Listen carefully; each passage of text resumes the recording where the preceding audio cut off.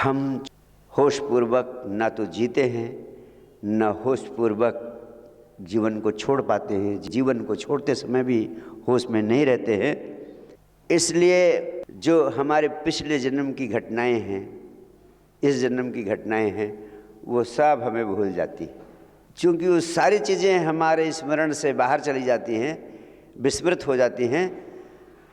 तो जब अगले जन्म में हम वही चीज़ें फिर करते हैं, मूर्खों की तरह, मूढ़ों की तरह वही चीज़ें फिर किए चले जाते हैं जो पिछले जन्म में किया। जैसे एक समझदार आदमी है, अगर कोई मूर्खता का कृत्य कर लेता है तो फिर दोबारा उस मूर्खता के कृत्य को नहीं दोहराता है। और अगर होश बना रहे आपका, होश पूर्वक आप जीवन छोड़ सके, तो जितनी मूढ़ताएं आपने इस जीवन में की हैं, और मैं आपसे कहूँ कोई एक दो मूढ़ता नहीं है। संबुद्ध पुरुषों ने कहा कि पूरे जीवन जो आप करते हैं वो संपूर्ण कृत्य ही आपका मूढ़ता का कृत्य होता है। आप धन के पीछे दौड़ते हैं, पदों के पीछे जो दौड़ते हैं, प्रतिष्ठा के पीछे दौड़ते हैं, अहंकार की लड़ाइयाँ जिंदगी भर लड़ते हैं। आपको लगता है कि नहीं, आपके भीतर तो अहंकार नहीं है, लेकिन जितनी लड़ाइयाँ आपके जीवन में हैं, जितने संघर्ष आपके जीवन में हैं, सबका एकमात्र कारण अहंकार। जितनी आकांक्षाएं, महत्वाकांक्षाएं हैं, उन सब का कारण अहंकार। तो जिन्होंने जाना उन्होंने कहा जो भी कृत्य आप कर रहे हैं इस जन्म में, ऐसा नहीं कि पहली बार कर रहे हैं, पिछले जन्मों में भी यही किए हैं, उनके पिछले जन्मों में भी ऐसे तमाम कृत्य किए हैं। यानी अनंत कालों से यही धन, पद, प्रतिष्ठा, ये जो आपके प्रेम संबंध हैं, हमेशा आपने पाया कि ये प्रेम संबंध केवल झूठा खेल है। हमेशा आपने पाया कि ये मोह का कोई अर्थ नहीं है। लेकिन ये सब होश के अभाव के कारण ये भूल जाता है। अगले जन्म में फिर वही सब करते हो। जैसे आपसे कोई कहे कि अगला जन्म दिया जाता है, और ये जो आपने इस जन्म में, जब से आप पैदा हुए तब से लेकर मृत्यु तक जो आपने किया, तो क्या यही चीज़ दोबारा करोगे? इसका मतलब कोई भी आदमी पुनः अपने जीवन साथी को नहीं पाना चाहेगा।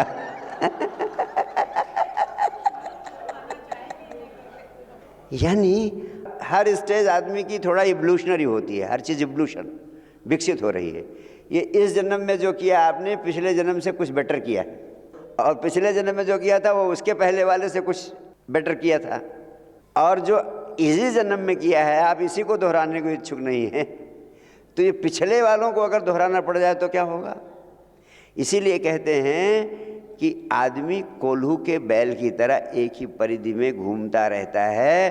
पुनरपि जननम पुनरपि मरणम, पुनरपि जननम पुनरपि मरणम, खांदा पींदा मर जांदा, eating, drinking, reproducing and dying.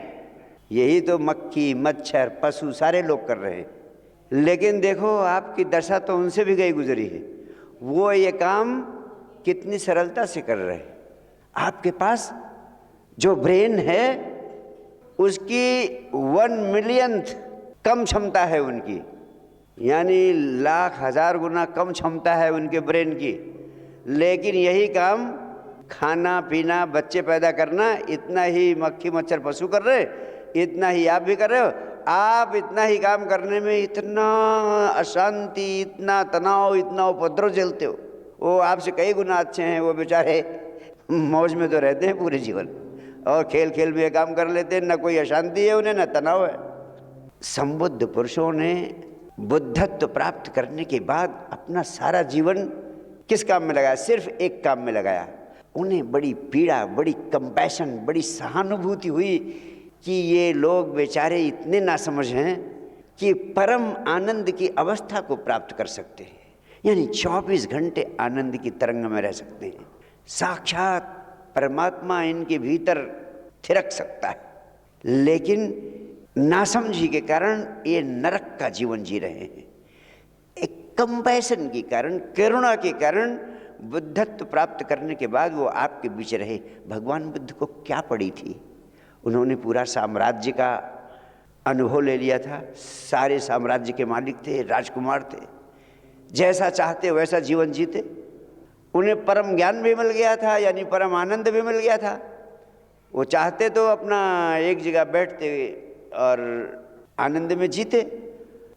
लेकिन बुद्धत्व प्राप्त करने के बाद भी 40 साल तक जितना कठोर जीवन उन्होंने जिया है, गांव-गांव जाते, मक्खी मच्छर सब काटते और हर तरह की थकान, हर तरह की पीड़ा झेलते, केवल इसलिए कि लोगों को समझाना है, लोगों की सभाएं करना है, लोगों को नया जीवन देना है। केवल एक ही छटपटाहट उनके प्राणों में। लेकिन फिर भी आदमी इतना उलझा हुआ है कीड़े मकोड़ों की तरह, जैसे गंदे नाली का कीड़ा गंदे नाली में पड़ा रहता है, अगर उसको वहाँ से मुक्त करना चाहो वो नहीं तैयार होगा, कहेगा मुझे मेरे स्वर्ग से मुक्त मत करो। वो संघर्ष करेगा वहीं बने रहने के लिए कि वहाँ से क्यों हटाया जा रहा है, क्यों ऐसा करता है, उस गंदी नाली में पड़े रहने के लिए, क्योंकि उसने दूसरा लोक नहीं देखा है।